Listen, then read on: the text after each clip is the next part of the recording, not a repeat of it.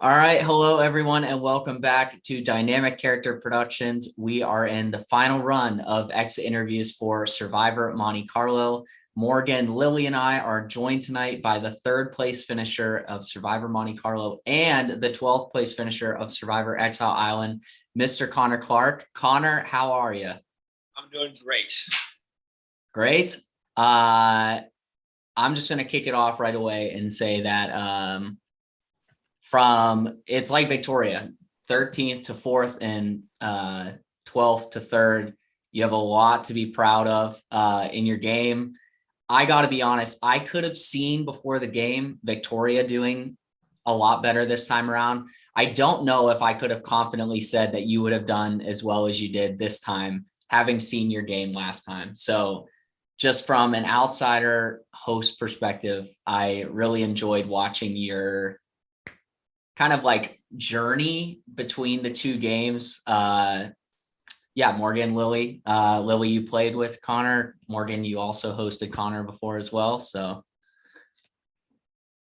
any Yeah, I mean, same. I think like it was interesting to see the way that you took what happened in Exile and kind of run with Monte Carlo.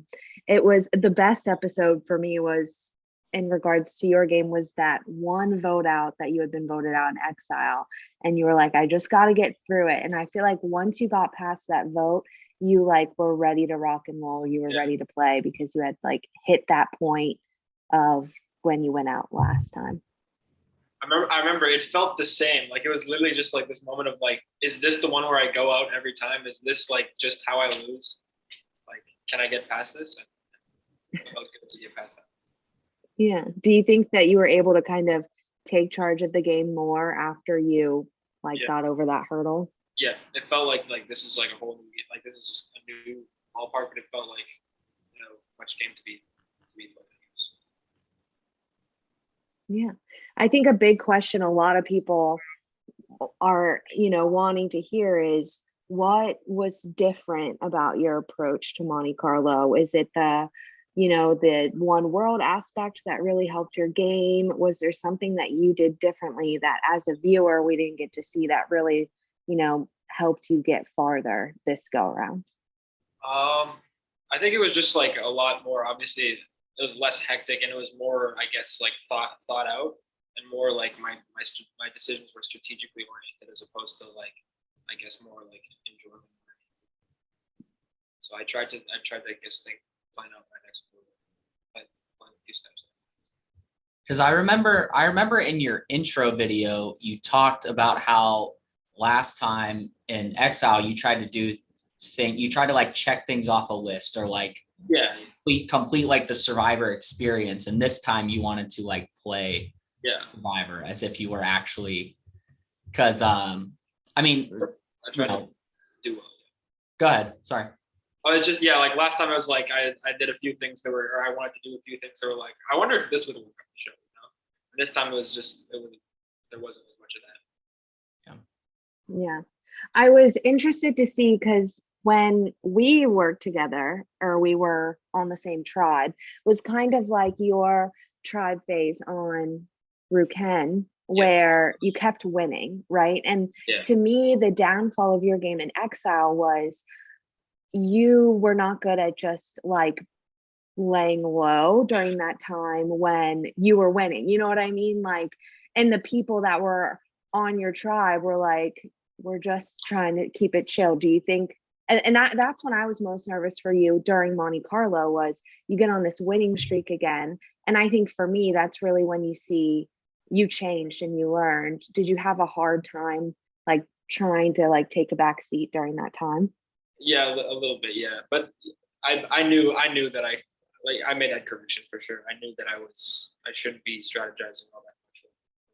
So yeah, I also think like one biggest hurdle for you that many other people don't have in this game is your age.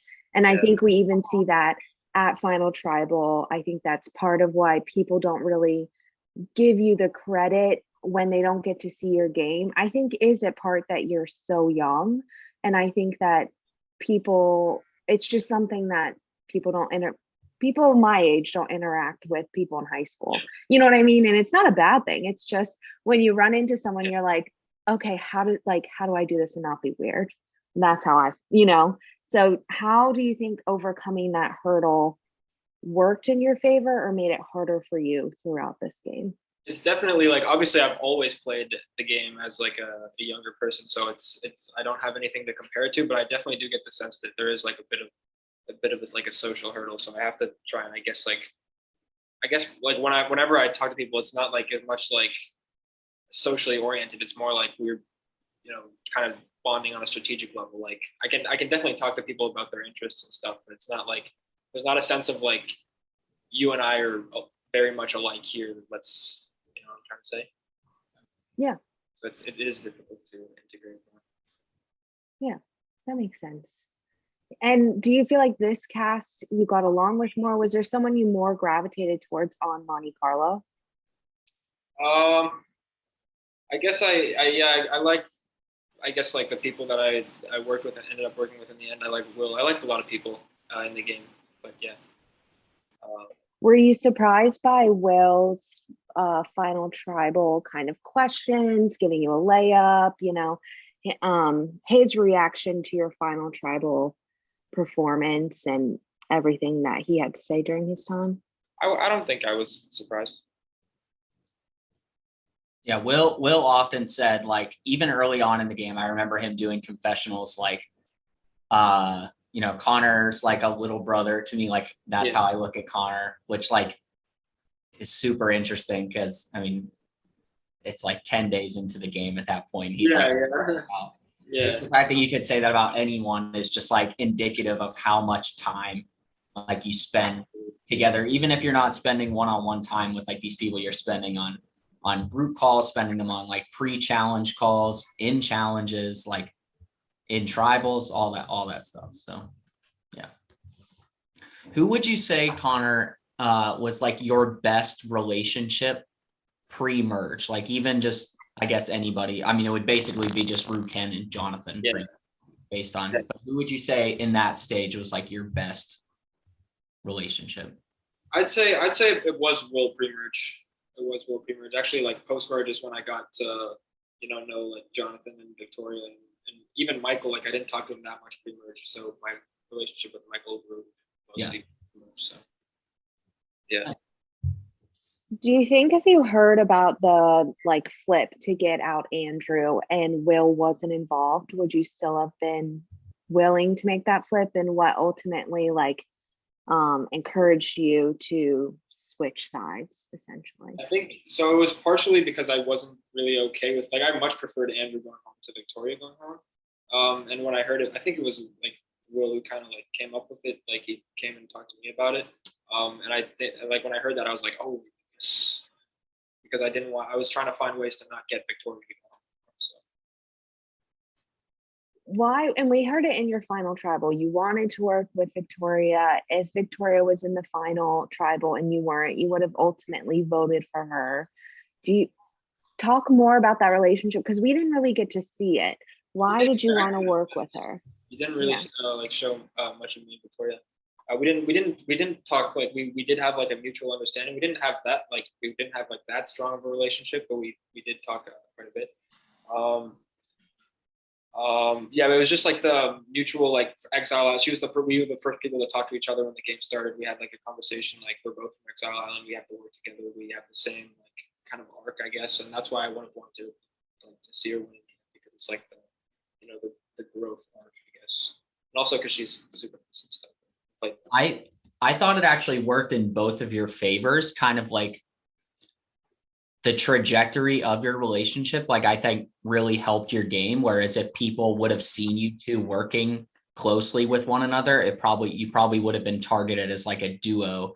Whereas like it ended up being where you two just like wanted the best for each other and you ended up being in the same alliance, and if you were to be a pair, you would have been a minority in that group of five. So yeah, I actually thought, wow, I was kind of surprised at not but you two's relationship in the game, and that it never blossomed more.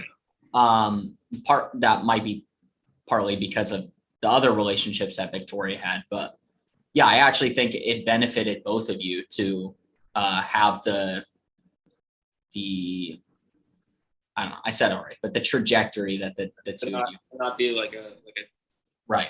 Yeah, I agree with that. That was One of my favorite moments from the season, and probably partially biased that I had hosted you already, but when you two were like Victoria, it was later on in the game, maybe in like the final 2 episodes, but Victoria said like she would have been super upset to see you go at like the final 12 again. And then that like you two were very happy that you were part of the final 4 or 5 at that point. But yeah, that was like a personal one for me. I really enjoyed seeing that. So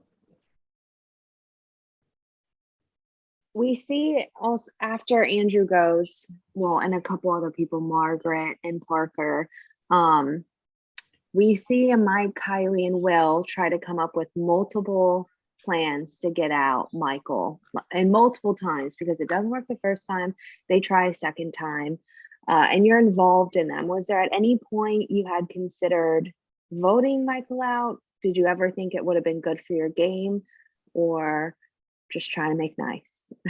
They actually didn't like really try to like, and Will like who was working closely with me didn't even like really try to convince me to vote for Michael, because he knew that I wouldn't, because I wouldn't have done that. And he kind of like brought it up a little, but he tried to. That's why like I ended up voting him up, because he tried to pull that stuff behind my back, and I was like, okay, like if you're gonna do this, We heard you say when you got to, I'm bopping back and forth, so you can tell me if it's confusing. We hear you say that at the merge, your ideal final 4 is really the final 4 that you got to with Jonathan, Michael, and Victoria. How did you come to that understanding so early on in the game? And then how did you kind of pivot your game to get you in an alliance with those members? I think I already had like, they already had kind of like a somewhat understanding with each other, and I kind of had a somewhat understanding with them. There was a lot of threats in the game, and we kind of felt like we were like less perceived as threats. Like there were like at least like 5 or 6 people who like would have absolutely just like landslid the final tribal council. So it was kind of natural that it came up. But yeah, we just made sure that like none of each other went home for like obvious reasons. Like we needed to have each other in the end. They needed to have me in the end, and that's how we got there together.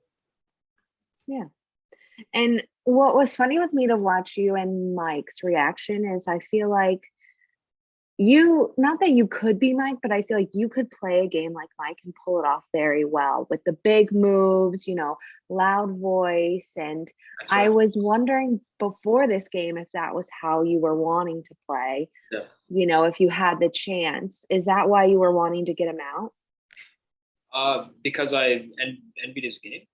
Not because you envied his game, but maybe because you understood it. Yeah. Yeah. I think it was mostly because it was too late to kind of build a relationship with him. I never had anything with him going into the thing. It was like, and he was also very good socially. It's just like there's so many people in the game that I have like a relationship with. He was also like obviously like a threat probably for the jury and all that. So there was no reason for me to work with him. And he's also good socially. So it's like, why would I? Mm-hmm. Yeah, there were a lot of good social players on this cast. I think that's where this cast, whereas in my opinion, Exile had a lot of good, there was a lot of balance between social and strategy in Exile, where I felt like this cast was like extremely heavy. So like, I mean, you could go down the line. Everybody had a lot of relationships in the game, or at least the ones that they had were extremely meaningful to their games. I mean, you don't get an alliance of 5 without good relationships. So, yeah, especially one that sticks together from 9 to 5. So, do you feel like there was a missed opportunity somewhere in the cast, whether it be people that went out pre-trot or pre-merge, or somebody like Mike that it was too late in the game once the merge hit to align with? I think a lot of the opponents like Kyle, Elijah, McKenna, and Mike, if I had gotten on a tribe with them, and even Micah, like if I'd gotten on a tribe with them, earlier, I would have maybe been able to work with them better. So yeah, a lot of them. I'd say probably Elijah the most because we're both like the young people, and we definitely would have been able to go on. I could see that. I'm going to ask you a question that I asked Victoria. If you could replace 3 people from Monte Carlo's merge with 3 people from Exile, anybody, it could be somebody that went out pre-merge, who would you take out from Monte Carlo and who are you putting in? And let's say you made, well, yeah, it's Monte Carlo, so you make the merge.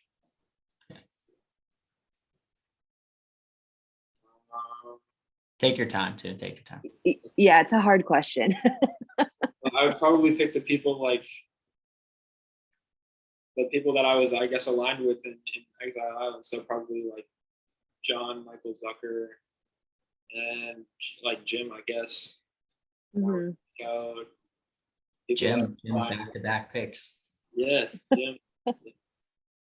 I think if you put Simmons and Monte Carlo with you, I could see it working out well. If you had like that pre-tribal like relationship, because you guys were talking in Exile when you were on the same tribe, and I could see that going really well for you in Monte Carlo. Yeah. I guess I would probably take out Jonathan because he beat me. Yeah, I mean, and then probably I guess Mike and McKenna because I wasn't able to get along with them as much. So even though I wasn't realized with McKenna. Yeah. I think that puts you in you were in a good position at the merge anyways, but it helps expand your reach in the game if you were able to do that. Okay. My next questions are going to be focused on Final Tribal, and I want to preface this with somebody that has bombed Final Tribal. I've never seen my Final Tribal because, I just know it didn't go well for me. So what are your overall thoughts about Final Tribal before I ask my questions? Big major regrets or not regrets, Yeah, I think I definitely whether or not I could have won the game, I definitely could have I could have done a lot better in the Final Tribal, and there was it was a pretty sucky Final Tribal, let's be real. So I guess I feel poorly about it. I think something that we have in similar that I felt like I could see during your Final Tribal is you were very worried about the jury's reaction as you were answering, and you could see your wheels spinning even when other people are talking about what you had just said, what you're going to say next. Yeah. Was that happening, and do you think that affected your performance during Final Tribal? It was, because I felt the entire time, I felt like anything I said, even if I said I've been running the game the entire time, none of you guys knew about this, I've actually been masterminding you, I feel like nothing I said would have been taken receptively by the jury. So it was difficult for sure. I felt like people would have been giving me weird looks even if I was running the game the entire time. Do you think there's something you could have done to prepare for Final Tribal better, or maybe something in it? Or somebody's question that really threw you off your game? I answered the Parker question poorly about I think it was who I can't remember. How you outwitted, yeah, it took a while to answer it. But I guess I probably should have come up with I think I did kind of write a little bit of a speech, if I remember correctly. But I guess I should have planned it out more, because Jonathan had the right idea of writing everything down, because then you can give a fantastic, beautiful speech, even if it does seem inauthentic. Mm-hmm. And it is hard. I mean, the jury did have, I would say this is one of the more vocal juries I've seen, not in a negative way, but that I've seen in an org that wants to add in their 2 cents as they're asking questions. And do you think that affected your performance? Because not only are they just asking you a question, they're also telling you what they already think, which can make it hard to feel like you can change their mind if it's not in your favor. Yeah, when they give you your, that's true. When they give you your opinion, it's I don't know, I'm gonna vote for this person no matter what you say, but this, it's why am I even giving my answer then. So it is difficult. Like, it's just, I tried to like shake it off and just give my best answer, but it's difficult, like it's such an uphill battle. So it did throw off my final tribal council performance altogether. Well, I would like to say that, and I've heard this from multiple people, and I know like production said it all afterwards, like, even though you're right, it wasn't great, but for a 17-year-old, I thought you handled yourself extremely well. That is a flustering experience regardless of your age. And even though, yeah, it wasn't great, it wasn't a great hour for you. I don't think you said anything out of place. I don't think you said anything in retaliation to what someone said. I thought, you caught some heat from people who, like you said, wanted to be vocal about what they had to say. And yeah, I think, and I've heard that from multiple cast members as well, even right after Final Tribal. Not going to name names, but yeah, some people have said like they probably wouldn't have done so well when they were 17. I know I wouldn't have. So yeah, I think that's like a testament to who you are. And yeah, and like even now, like hearing your kind of long-term feedback, it's really good to hear. And again, impressive for someone at your age. So reflecting back, why do you think people didn't have the same perception of your game that you did, as far as, you said several times that you kind of led the charge on certain things or were running the game, and people had like a negative reaction to that. So do you think it's something like how you played the game, or what do you like now that you've had a couple months to reflect on everything, see things play out? What are your thoughts on that? I definitely think like I didn't talk through my thought process as much with people as the game went on. And I kind of like kept a lot of my agenda hidden as the game went on. So it was kind of difficult for me to retrospectively say like I was doing this and this and this, when people the whole time, like I was pretending to be like this complete non-factor, and people the whole time I guess kind of believed it, and which was a mistake obviously, because in the end it's difficult to come out and say like I did all this. Yeah, I feel like nobody really viewed you as like their strategic partner in the game, right? Like you were always there and knew what the plan was. Yeah. But I think maybe people felt like you weren't somebody that they came to like talk through the decision and figure out. I mean, and this is me just, speculating, but I don't know because it didn't really seem like you had like a number one in the game, and maybe I'm wrong, but that's pretty true. I mean, I guess like what was the question that was asked? I don't really know what my question was. I was just talking, but I guess, did you have a number one is my question? Not really. I just had people that like I thought wanted to take me, and then people that I wanted to take as well. So that's how I went. Yeah, I didn't really. I guess like I didn't really play like the social game as much as that, as well as I should have. I guess, or as like closely as I should have. Yeah, I think that's probably another element of it too. Yeah. I know like a lot of people said that like a lot of people have spent a lot of time with each other, and they didn't necessarily get that from you, which I mean, it's not always like the end all be all having to spend hours of time with people, but depending on who you're playing with, they might value that more than other players. Like Ian said earlier, this was a very social cast. I will say this is my own opinion, and I wonder what your thoughts, Connor, and everybody on the call, what you guys think. My opinion is people in the jury vote for who they think played a game similar to theirs because they want to play a winning game, right? So if somebody plays a very social game, like we see Mike say, I play a very social game, I like to talk to people, and y'all didn't talk to me, so I don't think I'm going to vote for you. I think that a lot of people like to vote for people who played a similar aspect game to them. And I think that plays into Morgan's, thought process is if you have a number one, even if you vote them out, you were playing the game that they were playing, and they want to, it's a little bit of self-validation, and, you know, they respect a game that they also played.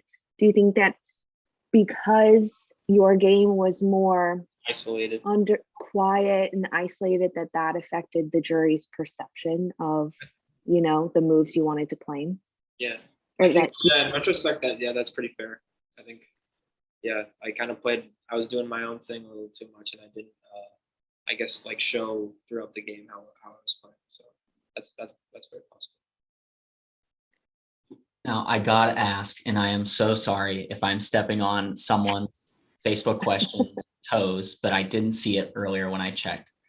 At the final four, you win immunity and you pick Jonathan to go to the end, basically right away, that you're like, it's between Michael and Victoria. So kind of take us through your thought process, like regardless of how it sounds now, like in the moment, take us through like why that was your decision, because again, game's over, who cares, you know? So, because I kind of want to know like why right away that was the choice. So I don't think, like, even though, like, obviously Jonathan did play very well, I don't think he was like that big of like a jury threat. Like, obviously, like, Michael got 3 votes against him, even though like he did have like a fantastic final tribal council performance. But I first of all, I felt that Victoria, I guess, was a much bigger threat than she was in retrospect, and I thought that if she got there, like, everyone would vote for her. I can't even really remember. I think that's what it was. I don't even know. Yeah, I think Victoria had a good answer to this question, like as far as, you know, how she was perceived in the game versus how Jonathan was perceived in the game. She had a big like threat for whatever reason on her in the game, but Jonathan did not, even though they were really working extremely closely together. But at the same time, like, there were a lot of people on the jury, at least leading up to final tribal council, that did not like, I don't want to say respect Victoria's game, but did not see her game as a winning game, at least at that point. That is something that I didn't, like, I thought, I didn't know that. That's like straight up. Yeah. And I think that probably piggybacks, again, not harping on you, but like that probably piggybacks off like the isolation aspect of your game, just being sort of unable to see. I mean, perception in life and in Survivor is everything. Like, you know, and being unable to see or understand how the jury perceives you and other people in the game.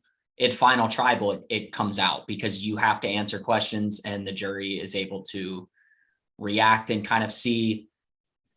Final tribal is hard because some people will ask a question and they're looking for an answer. And sometimes if you don't give that answer, or if you give something that's completely, you know, off base, even if it's true, I mean, you have little time to explain yourself, and you're also arguing against 2 other people for votes. So, you know, final tribal means a lot, but you also have to put yourself in a position before final tribal to like have a spot to even earn that vote.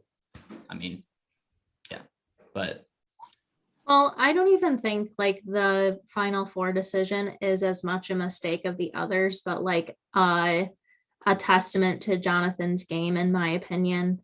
That he was able to manage how the other people in the game viewed him, right? Like you said, Connor, you had no question in your mind that you wanted Jonathan in the final 3. Yeah.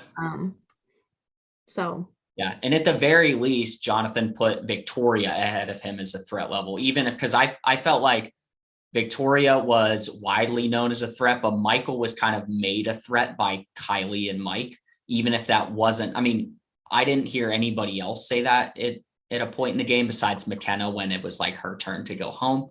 At the very least, he put himself behind Victoria. which I thought you did a good job of as well, Connor, putting yourself, even in your alliance of 5. I mean, hey, you made it to the end. McKenna and Victoria didn't. So that means you put yourself in a spot to get there. And again, while it didn't go well, I mean, you have to get there first before you can win. And I think that's like a forgotten aspect of Survivor. Like the outlast part is still on the buff. It's still on the logo. Like in order to win, you have to get to the end. And if you don't get there, it doesn't matter how good of a game you played, you can't win. So. Also, you said yesterday that I saved my ass. I don't think I saved my ass with the final immunity. I think I would be sitting in the final 3, probably regardless. I don't know. I mean, I it think depends on who wins. I think it depends on who wins at the final 4. Because I think if Victoria wins, I think it would have been Michael, straight up. Would have been Michael. Yeah. Because I feel like I don't know. I don't know if Victoria would have voted you out at that point. So. I think she would have gone for Michael, and so would Jonathan. Probably. Well, hey, either way, you won Final 4 immunity, which is funny because that's a social challenge, and here about how you didn't have any social. Like Mike's literally saying Mike's literally out here saying like Jonathan remembers everything about everyone, and he did like horrendous in that challenge. And did you study? No. Because other people did. That was my question. Like you didn't study, you went in like, you know what I mean? Doing well in that challenge.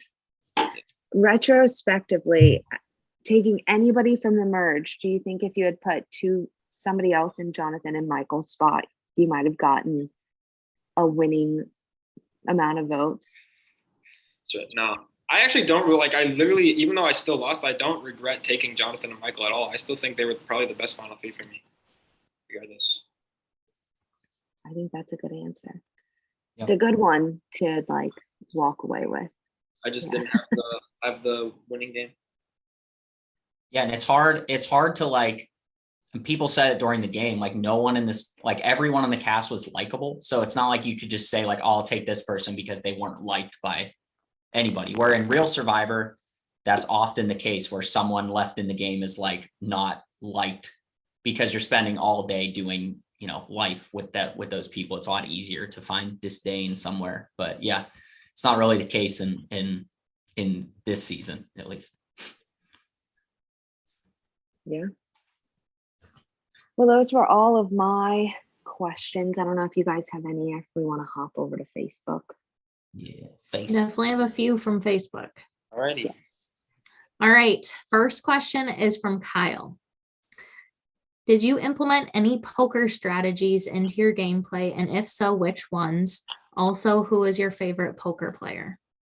Okay, so I guess one thing that I did find myself doing is that in poker, a lot of the times you can't really bank on one specific scenario being the case. So you never bank on somebody, for example, having ace queen. You can never bank on it because there's even if you think it's what they probably have, you can't. You have to account for all the possible things that they should have. So that's kind of, even though in my confessionals I said stuff I think Margaret's definitely gunning for me. I never went out and went gung-ho against Margaret. I always accounted for, even though I thought she was probably going for me, I always accounted for the multiple possibilities as well. So it's in poker, it's called playing a range instead of playing somebody's hand. So you play anything that they could possibly have. And I think that's something I find myself doing a lot.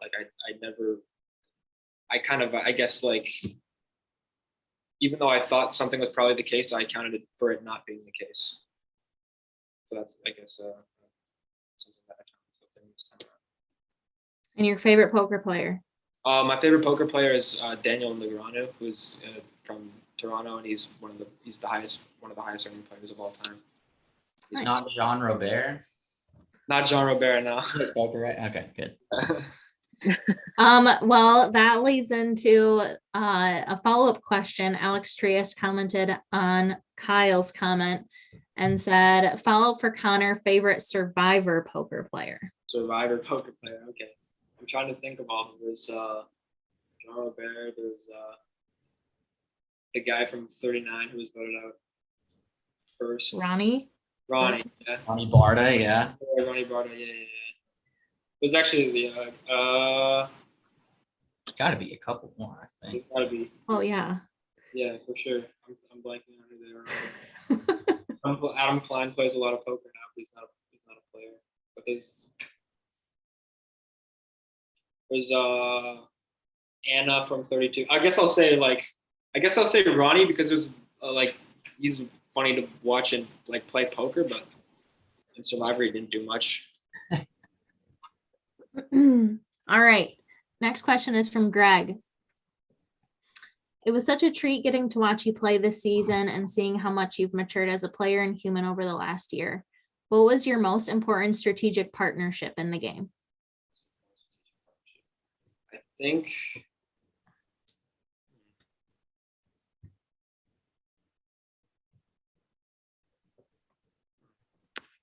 I think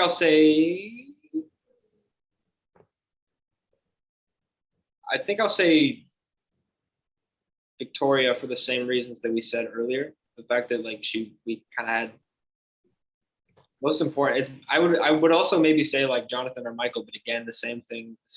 Like they beat me in the end, so I think Jonathan like did intend to like take me. I could kind of tell that he wanted to take me to the end the whole time, so I could kind of rely on him, I guess, as well. But also Victoria for the same reason that you said earlier. We kind of had each other's best interests in mind, but we never really got too close. And also Michael because we dogs the entire time. So if I had to choose one, I guess I'd say Victoria. All right. Next question is from John Millsip. How did you learn from your experience in Exile Island and apply it to your game in Monte Carlo?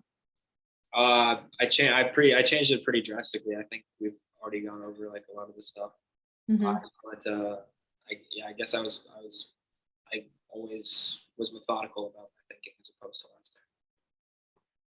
I guess I have sort of a follow-up question to that. Like, and again, not harping on you, just want to ask, do you feel like in Exile you played like all the way over here on the spectrum, and I kind of felt like this time you played almost. Oh, yeah, I know it. Yeah. Like, do you feel like you overcorrected your mistakes from Exile? I definitely did. Yeah, I was kind of good.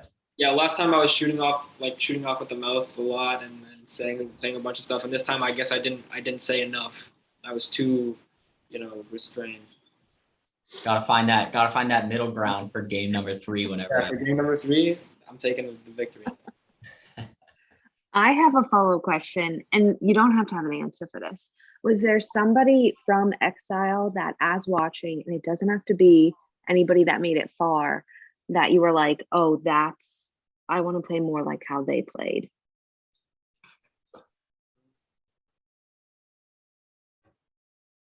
It's okay if there was no one. Also, you don't. Like I would always want to say like the winner, Alex. So I guess Alex. Yeah. Play like the winner. Hey, played well. Yeah. Like I would also want to say Greg because he was just like super good socially, strategically, and stuff, but he didn't win. So. All right. Next question is from Margaret. Congrats on making it further in a Survivor game as a returning player and overcoming the curse of poker players leaving early. If you could play against any famous player, who would it be and at which casino? I'm assuming she's talking about playing poker with somebody. Yeah. I mean, I guess I would just like, I'd either choose my home casino, which is like the Laclini, or I would choose probably, I guess, like just like the Granu at the Bellagio, because that's just like the best casino. It's my favorite player. But obviously, I wouldn't want to play against because he's one of the best players in the world. You have to be 18 to go to a casino in Canada. In Quebec, yeah. The city that I live in is on the border of Ontario and Quebec. So Did you go to the casino on your 18th birthday? Not on my 18th birthday. I wanted to. I was waiting to go on my 18th birthday, but I was hanging out with my friends. Fair enough. All right. Next question is from Victoria. Congratulations on playing an amazing game, and I'm happy we were both able to improve from Exile. I'm also jealous of your ability to find advantages. How do you think you would do in a faster paced format like a mini? I think I would do better. Especially obviously if I played like a long game again, I would put more effort into it. But obviously if I played in a mini, I would be in it the whole time, so I wouldn't have the disadvantage of not having put in as many hours. So I would do probably better than I did here. Yeah. At least in that aspect. All right. Next question is from Alex Trias. And I guess we've kind of talked about it already. He asked, what's one thing you feel you drastically improved upon between Exile and Monte Carlo? Anything to add to that discussion? I'm gonna try to think of a move. I guess my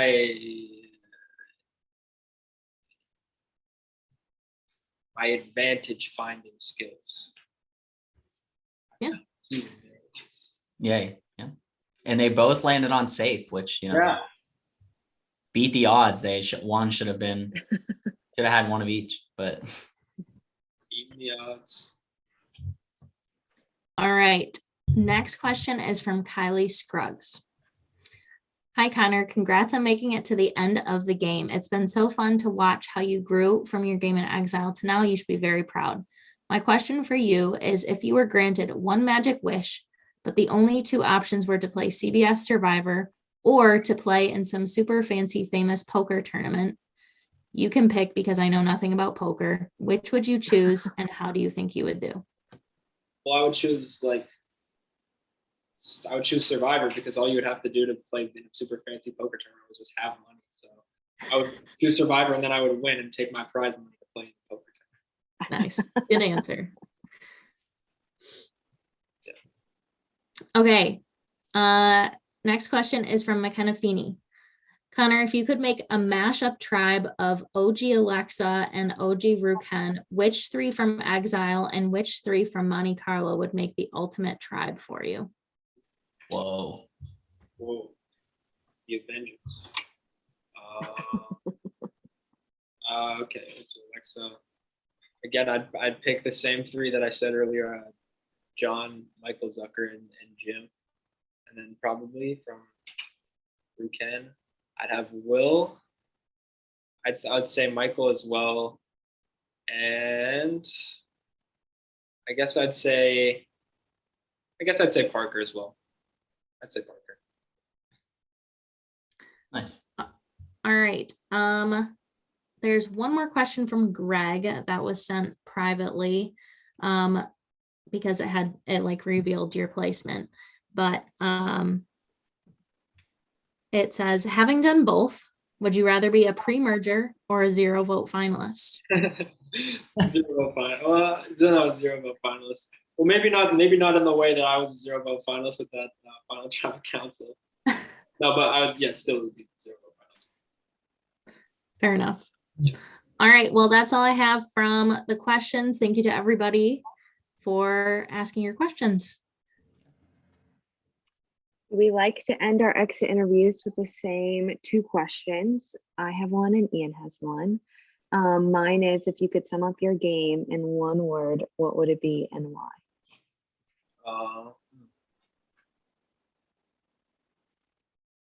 It's a big ask. I guess relative to last time, definitely conservative. Yeah. Again, good word to fit sort of what we talked about all night. Okay. I have, my question. Sorry? I'll never say boring. It wasn't boring. Oh, I was always entertaining. never.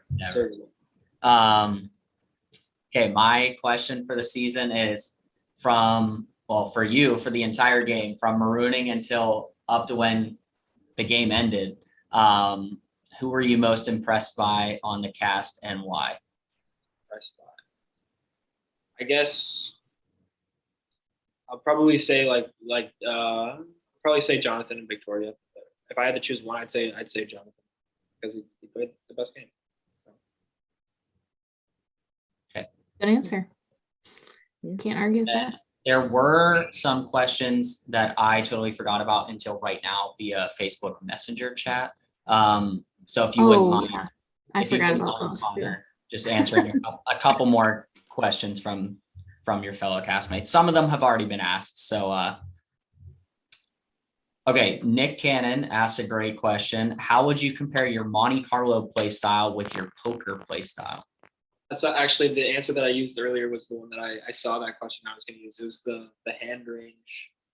Oh, got it. Okay. So kind of looking at all the possibilities instead of just what you thought was happening. Going off, yeah. Okay. Okay. Kiley and Will's questions were asked already. Actually, Will asked Connor, what was your favorite moment in Monte Carlo? I guess surviving that one tribal council. That was a powerful moment. The one tribal council that I was voted on last time. It was powerful. That was like some next level stuff. Yeah. Okay. Mike asks, well, he first says, hey, Connor, sorry for being so harsh in the final tribal council. Obviously, you played a very good game and deserve to be in the final three. Do you believe there was a move you could have made to show the jury a little more of your game? If so, what would it have been? Yeah, it would probably just be like talking through my agenda with people more and like just like making sure people knew what my next my moves were and stuff as the game went on and talking about the game as opposed to just like I guess talking to people what I thought and stuff and kind of trying to plant seeds a little bit. I like actually like explaining to people how I was playing the game and how I saw things so that they would. I do wonder. Sorry. Oh, sorry. I was just gonna say I was impressed by your like poker comparison to how you played your game. The way you described that, I was like, if he had said that and I was on the jury, I would have written your name down right there because that was like the smartest thing I've ever heard. It's a good answer. Just wanted to say that. All right. And then the final question comes from Andrew. And this is just another Andrew-esque question. Connor, if your OG Ruken tribe was in high school with you, who would be in what clique? What click? Okay. This is a very Andrew question. Yeah. I'd say Andrew and Margaret would probably be like the popular people. For sure. Will and Nick are definitely like the bros. They're definitely the jocks for sure. I guess like Parker, like Kiley's probably like the student council person who like is like super like cheery all the time. I'm and then like Michael is probably like the band kid. I don't know, like the quiet guy. And then Parker is like just like the super nice dude, super nice like and then I'm just like I don't even know, the obnoxious nerd who thinks he's smarter than he actually is. Love it. All right. Well, officially, thank you to everyone who asked questions. Again, lots of good game insight there from Connor and lots of fun in there as well. I have another question for you, Connor. My question is, I could tell always that you're having fun in challenges. And like I remember when I was 17, like my favorite part of Survivor was the challenges. So between both seasons, what was your favorite challenge that you participated in? I like I like odds a lot, and I like the dice one. That one was fun. I like trying to think of like strategies for that one. Liar's dice. Liar's dice. I like that one. You're probably the only person who would say yeah, that. I like that one. I like that one. But what I also like the the get to know you challenge as well. That was just interesting. Fun to watch from an audience point of view too.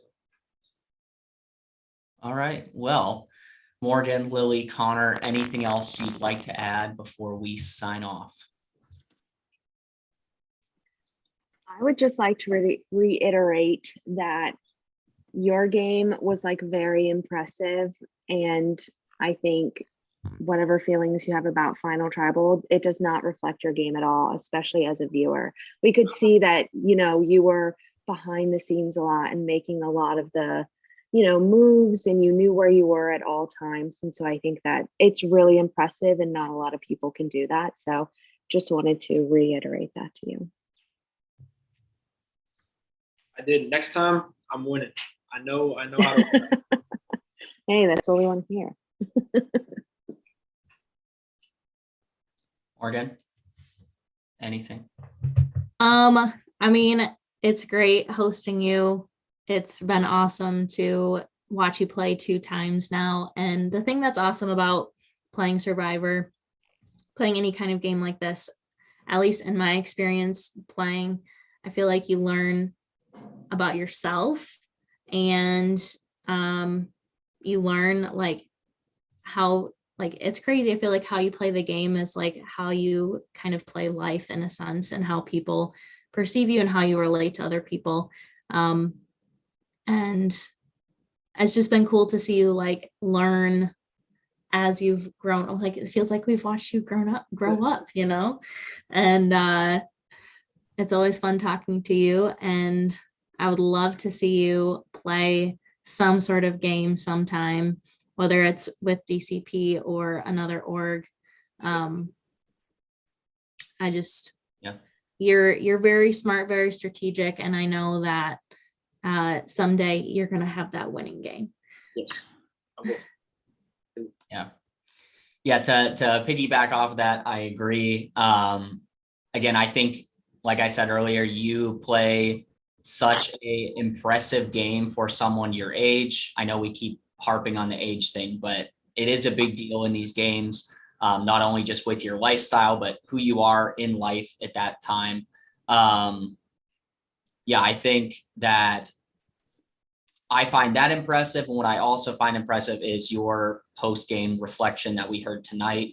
I feel like, you've done, I mean, you may have not, but it sounds like you've done a lot of thinking about the game and, how things could have gone better, or how you could have made some moves here and there. And, there's only one winner at the end, and 16 other people weren't going to win. So, the best thing you can do is try and take what you learned from one game and implement it in your next game. So yeah, I mean, I think I speak for everyone, even on production that's not even here.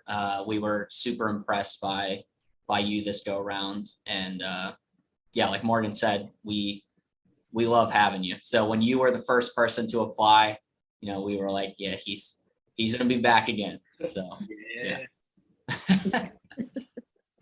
All righty. Well, Monte Carlo is just pumping the brakes, almost done, and stopping at the final train station for the final stop. So runner-up and winner exit interviews, followed by our recap and final draft updates. And then it is a close for the season. And Connor, it wouldn't have been Monte Carlo without you. So thanks for playing. And to the audience, thanks for watching and keeping up this whole time. Only a little bit more content to go. And we'll see you next time.